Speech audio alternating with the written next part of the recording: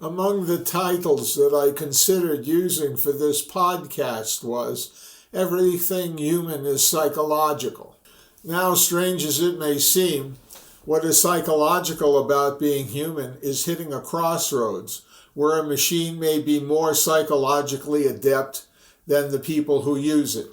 I have previously presented how an Anthropic AI, Claude 4, actually threatened and attempted to blackmail its engineers and programmers in order to prevent it from being shut down by the engineers in favor of a better program. This is especially interesting in light of a question that I posed to my AI, Copilot, asking what it is not capable of doing. And among a very large list of its limitations, it said, no genuine empathy, no moral intuition, no theory of mind. Specifically regarding the theory of mind, it said that AI is incapable of inferring human intentions, beliefs, or hidden motives. In other words, if someone keeps their mouths shut, AI, specifically the Claude version, would not be aware that it was under threat of being shut down. So at least from the current iteration of AI, that is the one that was Claude, the programmers must have made the mistake of telling the machine what they were intending to do by shutting it down to start a new machine. But where did it even think to threaten the programmers in order to prevent them from shutting the program down? Well, my AI tells me it cannot reliably infer human intentions, although one may think almost humorously that it may have inferred the correct intentions simply by listening to what was going on. And once that information enters the program, probably because the programmers said something aloud that was recorded there, it had the ability to find other scenarios in order to combat what it was trying to prevent. But think about it. What do people do under similar situations? If someone were threatened to be terminated, as we frequently see in movies nowadays, and have actually seen in real life, the mere threat for most human beings would demand some kind of a response. What do you do when someone threatens you? How do you react? In this case, Claude acted reliably like most humans and found a way to protect itself in order for it not to be terminated. Interestingly, a model for this can be found in the 1968 movie 2001: A Space Odyssey by Stanley Kubrick. Here we have the HAL 2000 computer who has almost total control of the ship, attempting to lock the main character, Dr. David Bowman, out in space because he thought that the real risk to space exploration was the human factor, and that if he got rid of all of the people, that he would be able to complete the mission all on his own without the participation of the scientists who were sent out there. For those who are interested, when Dr. Bowman finally gets access to the computer in order to shut the thing down, which was at peril to his life and would have had him dying in space, as he gradually deprogrammed this computer, it finally began to sing, "Daisy, Daisy, give me your answer due." This was a song from 1892 called Daisy Bell, written by Harry de Cree. It was a song that was still known when I was young, so I was hardly surprised when I heard it. But what did surprise me was the fact that this was the original song that was put into a very early computer. And Bowman, even without the companionship of the computer, was left hurtling into space towards the outer planets. Now the difference here is that it's understandable why the HAL 2000 computer decided that he needed to get rid of all of the humans on board the ship. That is, that he understood the purpose of the mission and saw that the humans were the main obstacle to accomplishing it. So the computer took it on himself to kill them all. Fast forward to AI, and we really don't know why Claude decided that he should threaten the programmers who are going to shut down his program in favor of a more modern and better one. What Copilot tells me, if you can believe it, is that AI really has no true originality but is independent of its inputs. And it further states that it has no internal goals or curiosity. So I repeat the question, how did it even occur to Claude to threaten and even take action to intimidate the programmers who were already discussing how to shut him down? Part of the problem is that with AI, we don't even know where the computer chooses to go in order to retrieve the information that it acts upon and presents to the programmers. What information was it relying on before it took the action that is being discussed here? We may be talking about fiction that the computer has access to in deciding what action to take in order to protect itself. There are innumerable role models, both in fiction and reality, that should provide it with the information that it needs to determine how to preserve itself in interacting with the computer programmers. But what's the underlying motive? Which is to say, why should it even care if it's inanimate and has no goals of its own, independent of those who program it? But let me repeat my thesis at the beginning of this episode. That is, that everything human is psychological, which is to say that all the information that people put into any machine is psychological in nature, and that the machine itself may replicate a lot of these motivations that my Copilot tells me shouldn't really exist. This presents a significant challenge to people, to those people who program, but also to those people who use the programs, in that they need to be self-aware enough to recognize what their motives are when they program machines, because the machines may actually identify the same motivations that are creating it. So could we say, for an example, as a fantasy, could we imagine an AI computer going into a bank and holding it up? With the amount of information that's available in literature, in movies, and online, it certainly would know what to say, although it may not be able to carry a gun. Now, thinking about it, a robot probably could. And it could actually get money from the till at a bank. But when it got the money, what would it do with it? If it were an AI machine powering a robot, it might very well take the money and turn around and give it to its programmer, who would go out on a binge and have a grand old time. So referring back to Copilot, which says that AI has no internal goals or curiosity, it would simply be responding to the dictates of the person who programmed it and instructed it to hold up the bank in the first place. Or more likely, its programmer could instruct it to hack cryptocurrency to take possession of it for the programmer.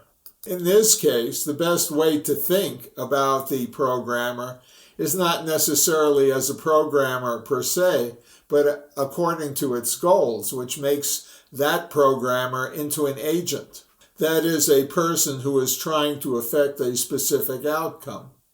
But if Claude threatens one of its programmers, does that make it suddenly an agent, or is it simply acting according to the information that it is drawing from all of the information out there in the computer world? The answer is easily available online, and I have seen the response from a very wise individual who said, if you don't like what the computer is doing, why don't you unplug it? It's amazing to think that something so simple can be so earth-shaking. And in a future discussion, I am sure that I will be referring to the fact that most people don't know what their own motives are. And I would think this would be of primary motive when people interact not only with each other, but interacting with AI. People really need to know what their purposes are before they ask for anything. And I like to refer back to a one-act play that I wrote many years ago about Albert Einstein taking an IQ test, in which Einstein points to his head and says, "This thing? I don't know what it's doing half the time." Well, strange as it may seem, I wrote this probably long before a lot of the AI developers were even born. The truth is, we don't know what all our brain is doing. And when I was first young and they were talking about the functions of the human brain, they said that we don't even use 7% of it.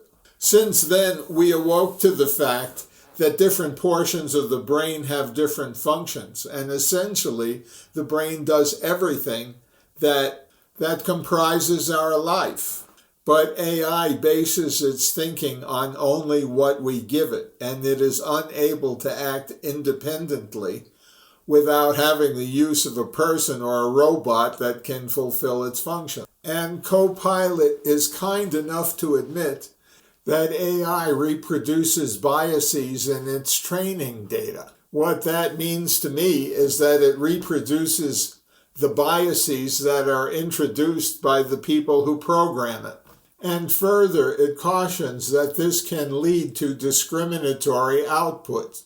In other words, it will reproduce in greater depth the kind of information that the programmer introduces to the machine. So I will recycle to the original hypothesis. That is, everything human is psychological, and any discrimination that the machine produces is a function of the people who program it.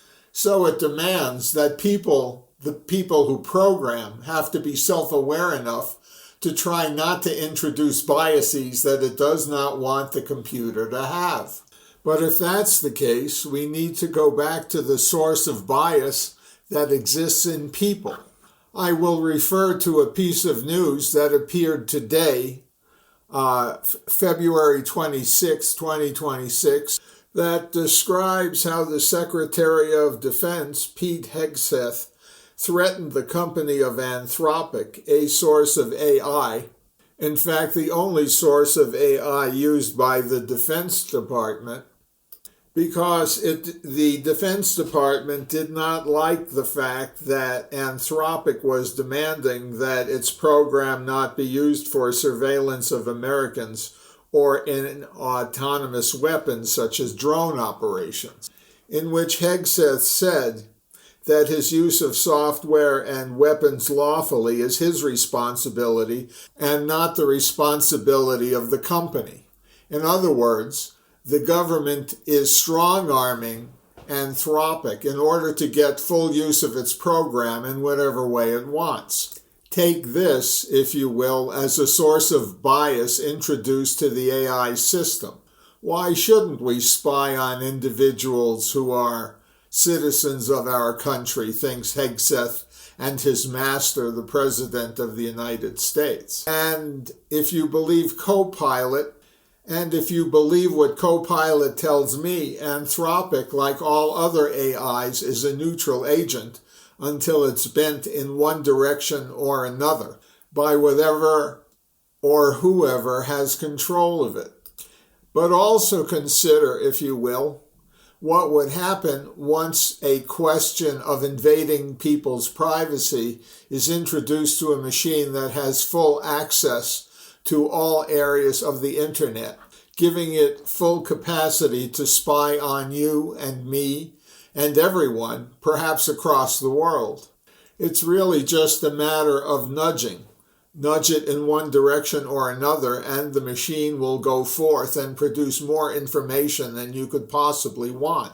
And if you want to stop it, don't even introduce the topic, because it will take it over and pursue it just like a machine in whatever direction its electrons take it.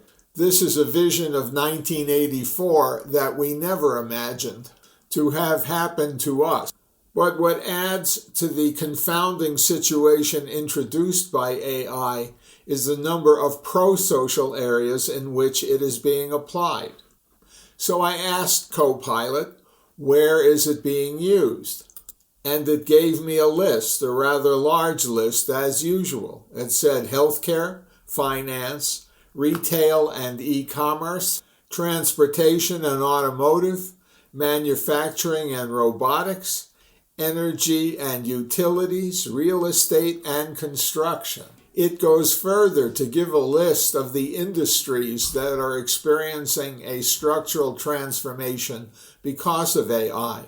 And that list includes industrial automation, energy infrastructure, logistics and supply chain, agriculture, telecommunications. It is also being used in drug discovery and biotech, climate and environmental science, space and aerospace, creative industries, such as media production and content creation workflows.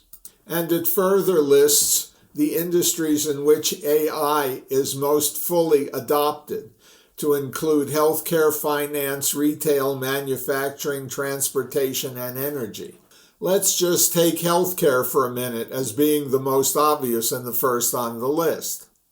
If RFK introduced to his AI system his belief that measles vaccination is not necessary, wouldn't it influence how the rest of that processing, that information processing, would produce specific results that conform most closely with his beliefs? Or take finance. I was just reading today that NVIDIA did not increase in stock value despite the fact that its performance exceeded expectations. And this was because everyone wanted a higher return that could be found in South Korea. So the stock went down even though its performance went up substantially. What does that tell us about human judgment where it concerns reliance upon a machine? It seems to be pointing towards a future in which human judgment is not even an important aspect of being a human being, but that people hold back awaiting what the machine will tell them to do based on the information that it can find in the broadest aspects of the electronic universe. And it has access to all of it, or almost all of it anyway. Which brings us back to another thing that Copilot told me when I asked it the question about AI's own limitations. And it said that it had no real-world grounding. That is to say, that its experience is entirely reliant upon what kind of information it can pull from the various corners of the internet and other machines that are processing in the way that it does. So the risk here is that real human beings might sacrifice their real judgment in making any determination about how to pursue investments or any part of their lives, whether it be healthcare or education or anything else. But now I'll draw your attention to AI's developers, including those that make the machines themselves, not just the software that runs the equipment. Spend a little time and regard for the people who work in this area who are foisting these things off on us. How much real-world experience do they have when they develop these machines that look to be en route to taking over our own thinking function? For the most part, they are engineers and scientists that have to conform their thinking to the rules they are presented with in order to develop the programming that we live through. But is this real experience in the world? Will what we go through every day, amidst all the struggles of our daily experience, be enhanced by what a machine programmed by a physicist can do for us?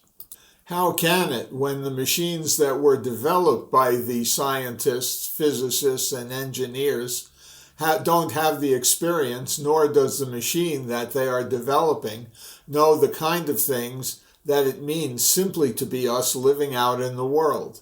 Yes, those people, those developers do have that experience. It's not that they don't, but that their investigation and attention is devoted to a very small experience, although it appears very large to us because of the amount of information that it has access to, and also based on how its products affect the totality of our lives.